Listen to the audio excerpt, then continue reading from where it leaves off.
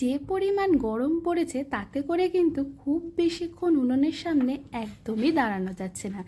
আজকে তাই ঝটপট হয়ে যাবে এমন একটা হালকা চিকেনের রেসিপি শেয়ার করি, যেটা করতে মাত্র 15 মিনিট সময় লাগবে। এখানে আমি 1 কেজি চিকেন নিয়ে নিয়েছি। 1 টেবিল চামচ গোটা গোলমরিচ একটু গুঁড়ো করে নিলাম, আপনারা গুঁড়ো গোলমরিচও দিতে পারেন। 2 চামচ ভিনিগার দিলাম, 1 চামচ নুন দিয়েছি, আর 2 চামচ আদা রসুন বাটা দিয়েছি। ম্যারিনেট করে চিকেনটাকে অন্তত 1 ঘন্টা মতো রেখে দিতে হবে। আমি যেহেতু রাতে করব তাই দুপুরবেলা ম্যারিনেট করে সিলিং পেপার দিয়ে ঢেকে ফ্রিজে রেখে দিয়েছিলাম। আপনারা 1 ঘন্টা রাখলে বাইরেই রাখতে পারেন।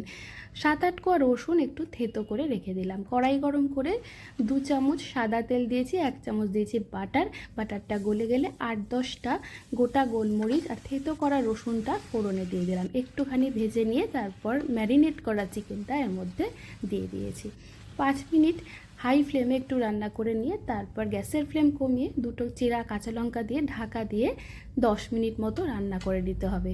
10 মিনিট পর সেদ্ধ হয়েছে কিনা দেখে নিয়ে তারপর এর মধ্যে আরও হাফ চামচ বাটার আর 1 চামচ গোলমরিচ গুঁড়ো দিয়ে গ্যাসের ফ্লেম অফ করে ঢাকা দিয়ে 2-3 মিনিট স্ট্যান্ডিং টাইমে রাখলেই তৈরি পেপার গার্লিক চিকেন। রুটি ভাত দুটো দিয়েই কিন্তু দারুণ লাগবে।